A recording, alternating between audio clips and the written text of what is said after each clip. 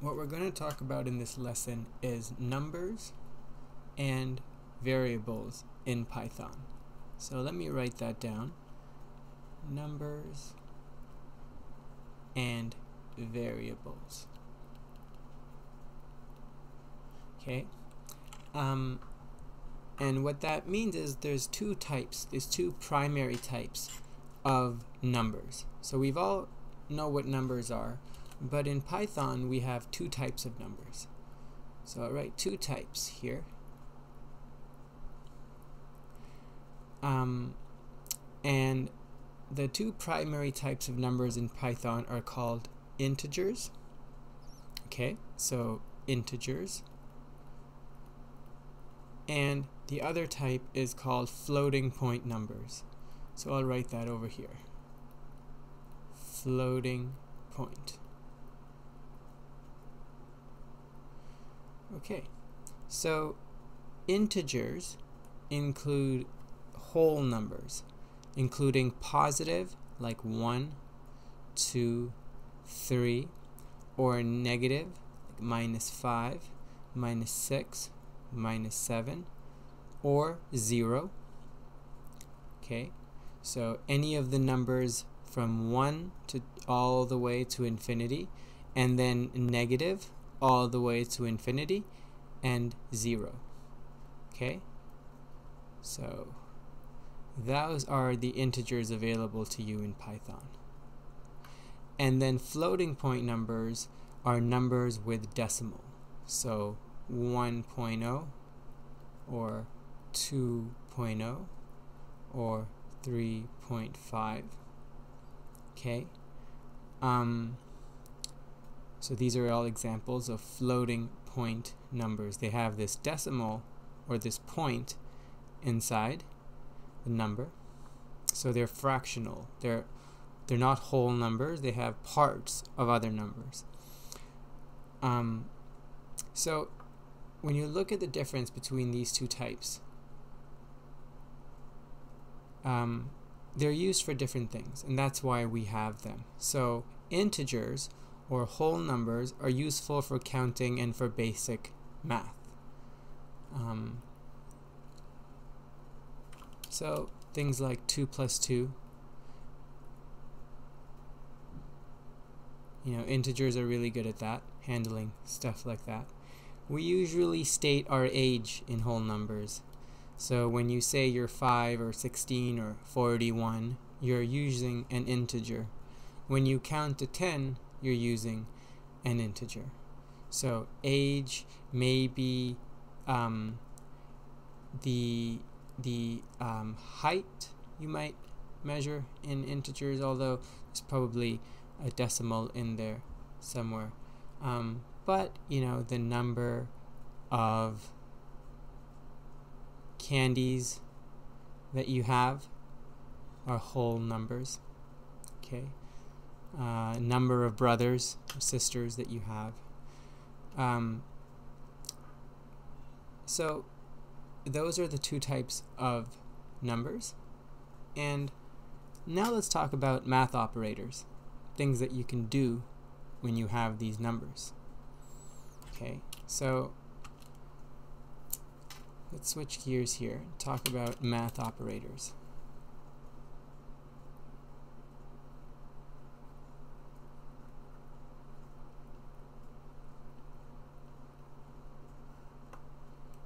The math symbols like plus and minus are called operators because these plus, minus, they're all operators. Divide, multiply. Okay, these are examples of operators. Because they operate or perform calculations on the numbers in our programs. When we say 4.4 plus 2 out loud, or enter it into our calculator, so we have a number 4 and we have a number 2, and we want to pick one of these, let's say plus, so we want to add this together, or we might want to multiply this together. So let's bring this one. So whatever we do to these two, the thing that we're doing to it is we're operating on it. So we want to perform addition or multiplication on the numbers 4 and 2 to get their sum. So 4 times 2 is equals to 8. 4 plus 2 equals to 6. So doing different operators has different results. Even though the numbers are the same, it's the operator that's different, so you'll get different results. Python uses most of the same operators that you would use in a math class. So if you're ever familiar with or been to a math class before, and you've used things like plus, minus, and parenthesis, so and these things as well. Okay, as shown here. However, some operators are different from what you have used in school, like the multiplication, for example. So we don't use an X when we talk about multiplication. In your school classes, you might do this, but in Python, in order to multiply something, what we're going to do instead is use this asterisk or the star. So this is going to equals to 4 star 2, which equals to 8. So in Python, we use the star for means multiplication, to multiply. Okay? And the division operator, and sometimes you might see division done with a divide sign over here. So sometimes you might see division done like this. So maybe 10 divided by 2 equals to 5. But in Python, division is done with a backslash character. So let's take a look at our backslash here. We can go here, 10 divided by 2 equals to 5. So just something to look out for when you're writing Python. It means the same thing, but we have different operators in the future. Okay, so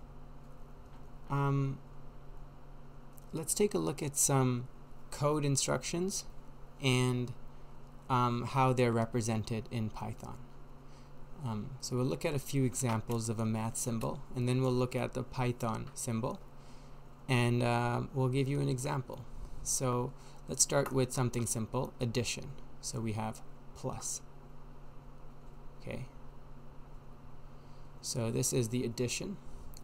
And in Python, so I'll move this down here. So this is your math, and this is your Python. And then maybe we'll write some examples here. Okay, so in math we write plus. In Python it's the same thing, it's also plus. So you look for the plus key on your keyboard. Okay.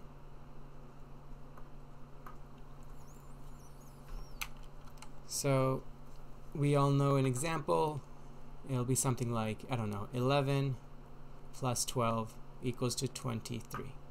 Okay, so very, very simple. Let's go another one. I'll use a different color. Let's talk about negative, so subtraction. Okay, in Python, subtraction is the same, it's minus. And an example of this would be something like 25 minus 5 equals to 20. Okay, so the next one we talked about is multiplication. So multiply in math is done with this X, but in Python, like we said, it's done with the star operator.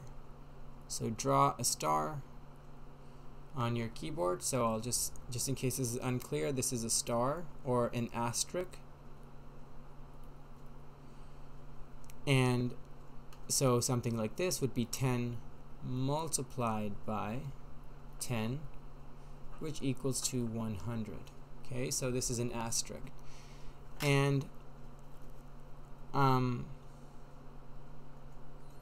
division, we talked about this. Okay, this is how you divide. We do it with a backslash, and so this would be 10 divided by 2 equals to 5. Okay, 2 more. Can we think of another operator? I think I could think of one. So how about this, when we say 6 to the power of 2.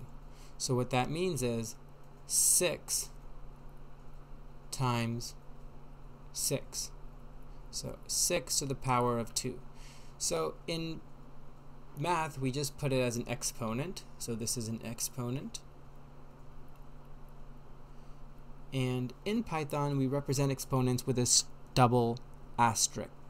So 6 asterisk asterisk 2. 6 to the power of 2. So 6 to the power of 2 is equals to 36, which is 6 times 6. Okay, and then parenthesis. So you can represent parentheses in Python. I'm running out of space here, but let's just write it over here up at the bottom. We can write it like this. I'm going to change the color so it's not too confusing. I'm going to write it like this. Okay, so it's the same in math and in Python, and you can use parentheses to your equations to give different results. So in math, we do parentheses first, so we calculate whatever is inside the parentheses, which is 11, and then we multiply 11 by 6, which is 66. So parenthesis means we do this first, rather than doing, it'll be different. It was 6 times 3 plus 8, which would be a different result than this. So these are the different operators that we use in Python. So let's use the Python shell this time. So I already have a Python shell started inside of Replit. To give you an example of how to do that, I just created a new REPL in this website, replit.com, and I'm going to call it Math in Python. And then I create REPL, and this creates a Python shell that you can see. The Python shell, in this case, gives you direct access to Python's power without writing a whole program. It's sometimes called the command line because you can type commands line by line and instantly see the result. In order to see the result in a Python shell, you would typically just press enter, but here we have to press the run button. So the run button is at the orange one at the top that has a play around it. So we could do any of the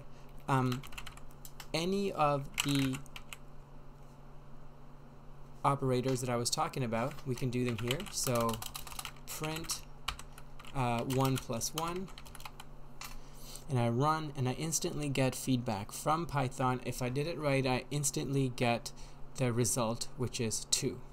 Okay, and we could do multiplication, 5 times 2.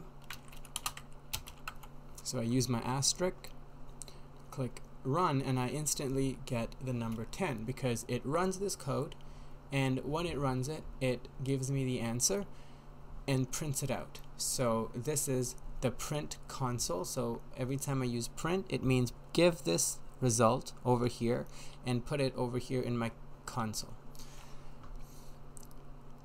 For example, you can type a math problem called an expression like 4 plus 2.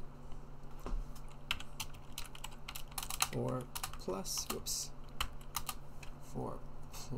2 directly, and press run in the Python shell, and when you press it, you'll see the result of the expression or the answer to the math problem. So you can go ahead and do 100 examples of these, keep typing in different equations and see what the result is, and it'll be printed out for you. And we can do more of them, so we can say 10 plus 2. I can do division, 100 divided by 2. I can do multiplication, 50 times 100,000. Okay, so that's a big number. And all of them will be printed out instantaneously. So Python's very quick. It calculates all of them at lightning speed and gives you the answer over here. Okay? So do you recognize that there's a float here? This is a float number because there's a decimal and this is an integer. Okay? So let's move on. So we have all this data, all these numbers, but it would be nice if we can put these numbers somewhere. They're just showing up here, but that's fine, but it'll be cool if we can give them names and hold on to them. And that's where we want to talk about variables. A variable is something you want the computer to remember while your program is running. When Python remembers something, it's like storing that information in the computer's memory. Let's go back here to talk about what that means. So it's like you have memory in your computer. This is your computer. Okay? Computer. And your computer, you can give it a variable. So when Python remembers something, it's storing information inside the computer's memory. A variable is like a box where data can be stored and labeled. You can have various boxes in your computers, lots of little boxes. Think of your computer as a box full of boxes. Some of them are empty, some of them are full. When you create a variable, let's call it number. Okay, we're going to call this variable number1 equals to 10, and number2 equals to 20. And what I want to do is add number1 and number2. So the first thing you can imagine is number1 is stored in a box here, and we have 10. And number2 is stored in a box here, and that value is 20. So later on down the line, after you've written more code, and somewhere down the line you want to say, what is number1 plus number2?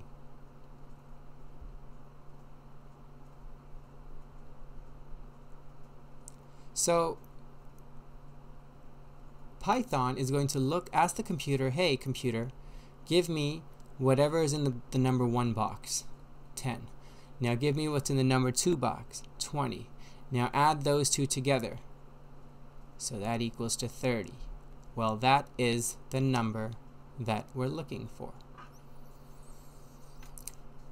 So we said variables is like a box where data can be stored and labeled. Python can remember values of several types, including number values, so which we've put here in these boxes, but these boxes can fill with other things like strings. Strings are letters, symbols, words, and sentences. So letters, symbols, words, and sentences.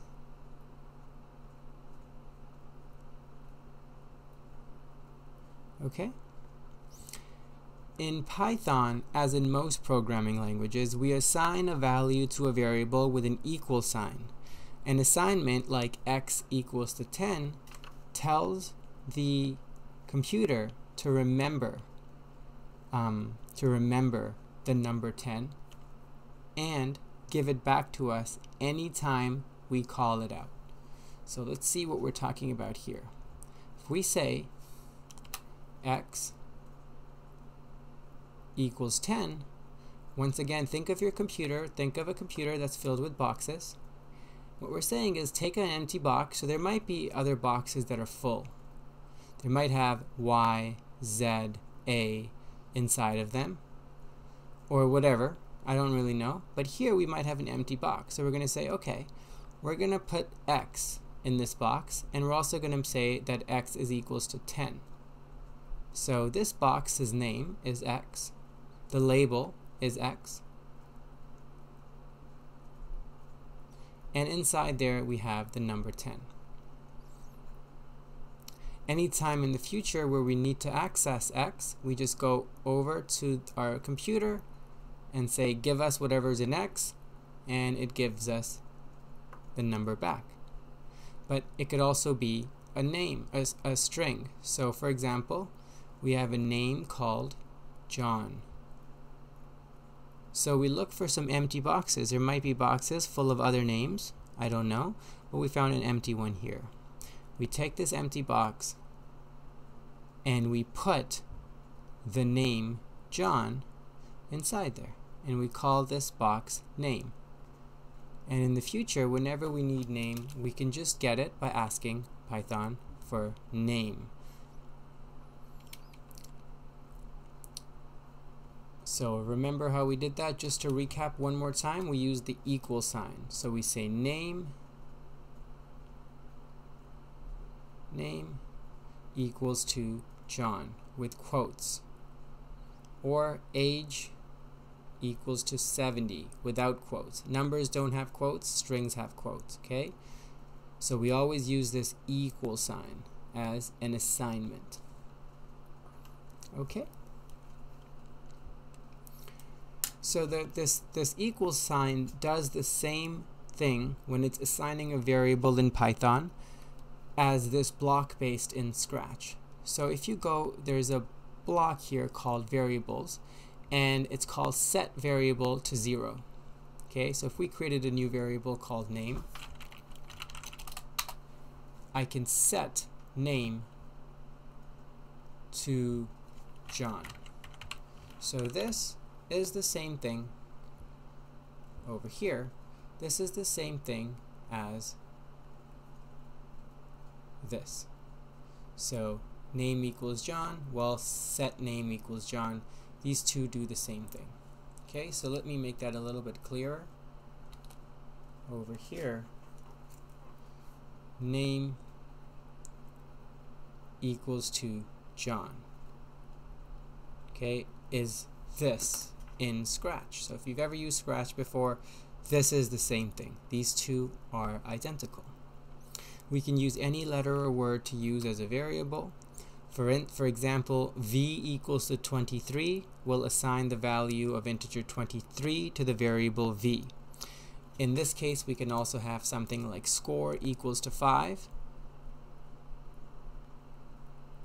Score equals to 5. We assign the integer 5 to the variable score. Now, let's go back to the code.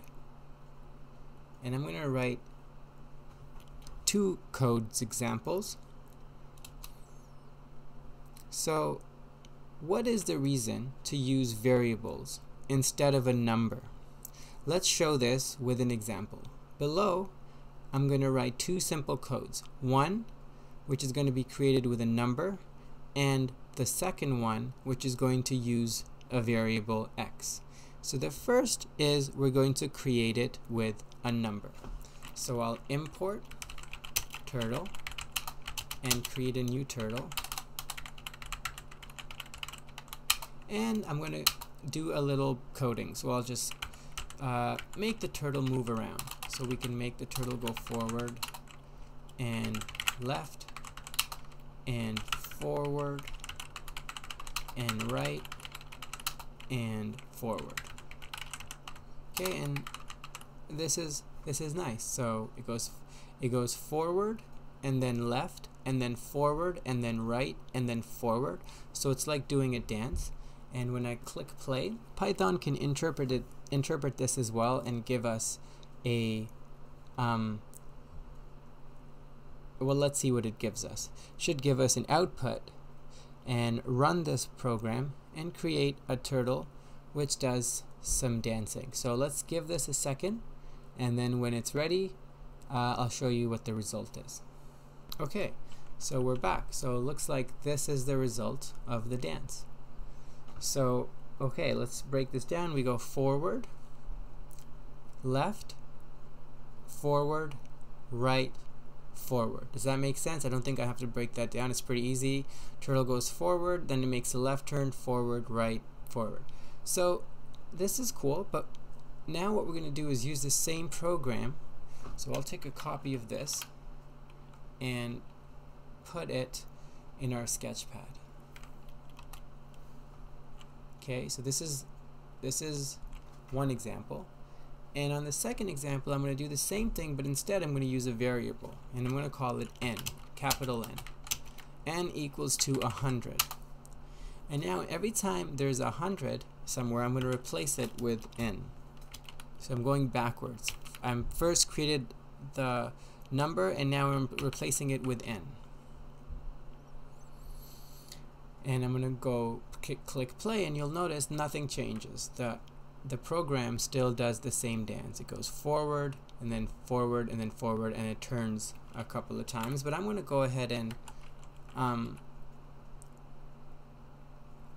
take a picture of this and compare it, so you guys can take a look and compare these two together and look at the difference that we've got here. So even though the one on the right has one more line of code, it has this line of code, this way is still preferred to this way. They're both correct, but one is more correct than the other, and the reason is what you're seeing over here is what we call hard-coded values, or values that are not variables, they're whole numbers. And the other issue, by themselves, that's not a problem, but over here what we're seeing is repetition. So we're seeing 100, and then 100, and then 100 again. It almost looks like our design calls for going forward by 100. And while that's fine, this is not really a big deal, you can repeat it, we generally speaking in coding want to follow a principle called DRY, which stands for don't repeat yourself. So don't repeat yourself. So every time you have something being repeated, you can take the thing that's being repeated, like 100, and instead put it to where n, create a variable out of it. So take this 100 and create a variable out, put it inside of a variable, and then from then on just use that variable. And the reason for that is, if you want to know why do we do that, other than to not repeat ourselves, the reason we're not repeating ourselves in the future, if our designer says, hey, you know, this is cool and all, but I'd rather have it so that it doesn't go forward by 100. What if we didn't have this? We were writing it, and our designer said, I want it to go forward by 50, not 100. Well, now we'd have to say, oh man, okay, well, let me change it here, let me change it here, and let me change it here.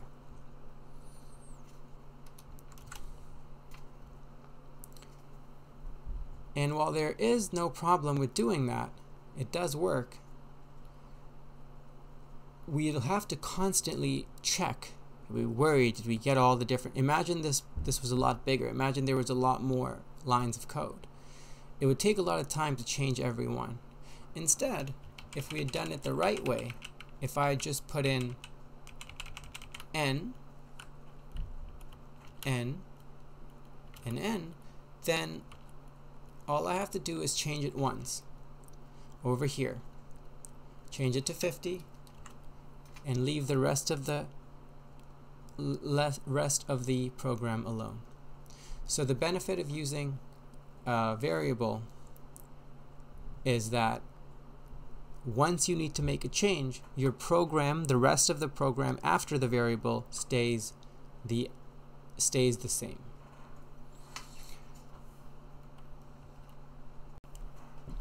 So next I want to talk about printing. Because it's something that actually we do so often.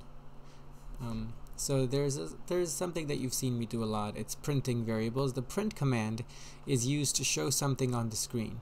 It has nothing to do with the printer. So you can use it to show the value of a variable in the screen. So all you have to do to print something is you say print, and you just put parentheses. And inside the parentheses is what you want to print. So it could be anything. It could be a variable, or it could be something maybe as simple as just a name. So I don't know why this is not selecting. There we go. So John. There. Okay, so let's go over here and just do that really quickly. So we can print different things. We can create a variable called x and print that. So here I'm just going to print a variable called x to my console. So that's it. I said it's 25, and Python just prints out that number. We can change x. So maybe we say x is now 19. What happens if I print x now? So it's going to print 25 first and then 19. Okay, I can create another variable called a equals to 234. And I print a, and I get 234. How about another variable called score equals to 100, and I can print score. Score equals to 100. We can use math operators, the thing that we talked about before, with variables. So we have a variable called x, which equals to 3, and a variable called y, which is equals to 4, and we can print what is x plus y. So what's 4 plus 3? 4, 5, 6, 7. So the answer is 7. So Python doesn't do that in its head, it does it very, very quickly. So let's see, we can even make Python do more complicated stuff. So we can say, what is 2 multiplied by x plus 10 multiplied by y? So Python plugs in the number 3 for the y, and then for the x, and number 4 for the y. So it replaces that and then calculates. And same thing, so what's 34 minus x? Well, the first thing Python does is finds out what x is, which is 3, and replaces it, and then gives us the answer, which is 31. We can also create new variables that we didn't have at the start of our program. Let's say we have the variable score, which we're going to call 7. X plus score. We can print that. Print x plus score, which is 10. Okay? Because it's 3 plus 7, which is equals to 10. When you assign some value to the variable, computer remember this variable value in memory. And when you use variable with certain names for math operations, the computer takes the value assigned to the variable and proceeds with that math operation. So let's take a look at this example here, and what we get here is 46, and how we got to that 46. So I'm going to break it down for you by throwing it up into my Sketchpad. And the way Python works when it encounters a problem like this is the way that we would work. So we replace all the things we don't know with the things we do know. So here we know that 2 is 2. We know this means multiply. So this is multiply. Now x. So we don't know what x is, so we look. We say, what is x? Is there a value for x that we've defined that Python knows about? And we look in our lines of code, and in our first line we find x. So that's what we say x is. We say 3 plus 10. 10 is 10. And then multiplied by y. So once again, we don't know what y is in the beginning because it just says y, but we look into our lines of code and we find that y is equals to 4, and so we replace y with 4. And then it's just a matter of plugging this in. And when you plug that into your computer's calculator, you will get 46. So the answer to this question, 2 times x plus 10 plus y, is equals to 46. The difference between this, what we're doing here in algebra, what you do when you also use x's and y's, is that in algebra you have to deduct what the value of a variable is because you don't know it. The answer is to find it out. In Python, we know what the value of a variable is because we tell it in the beginning. There's nothing to find out. It's just about plugging it in and replacing the values, the letters, with the numbers.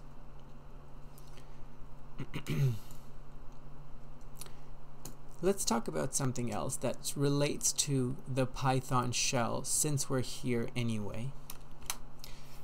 What I want to talk about is the input command, or the input function. It's very convenient and it's a very important command.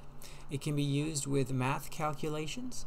So let's create some code that adds two positive integers, numbers n1 and n2. The code is going to be shown on your screen from the top to the bottom, and then we'll go ahead and print that command out. So we're going to say n1 is equals to 100, n2 is equal to 50, and all we have to do is add n1 and n2. So that equals to 150, and that's awesome. But now we want to change our numbers n1 and n2. What do we want to do? We have to change our code. However, introducing command input, that allows us to replace our numbers using the keyboard control. So instead of us defining these numbers, what we're going to do is allow our keyboards to type this number when the program runs. So we're going to in essence, let the user define these numbers. So this is user defined numbers, and we do that using input.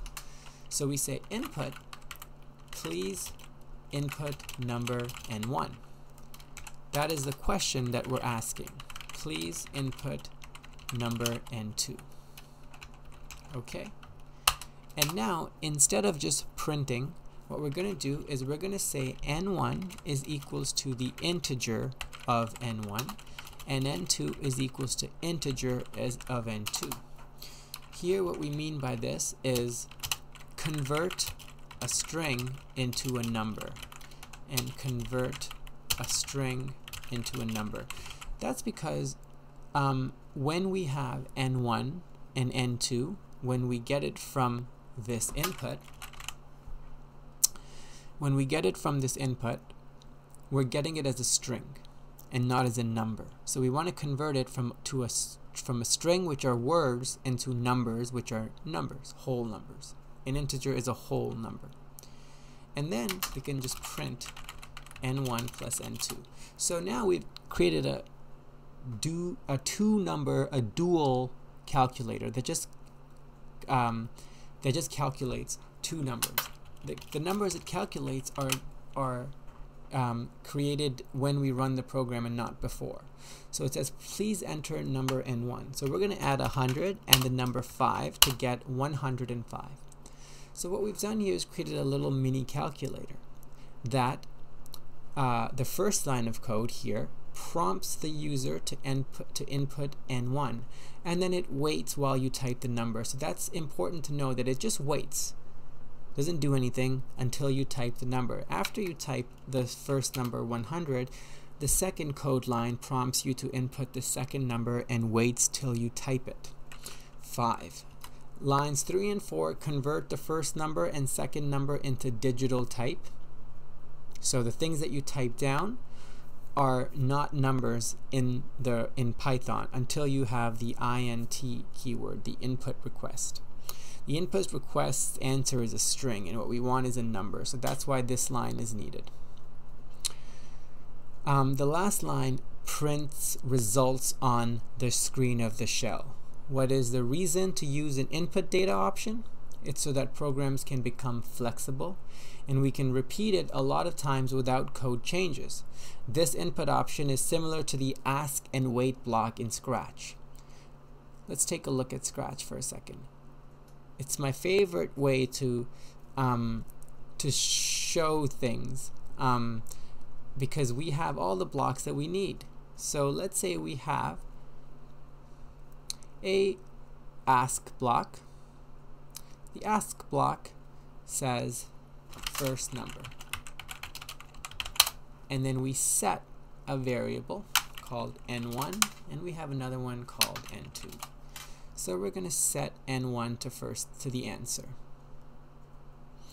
And how about we ask a second number? And the second number is that we're going to assign that to n2, to the answer. And then we're going to say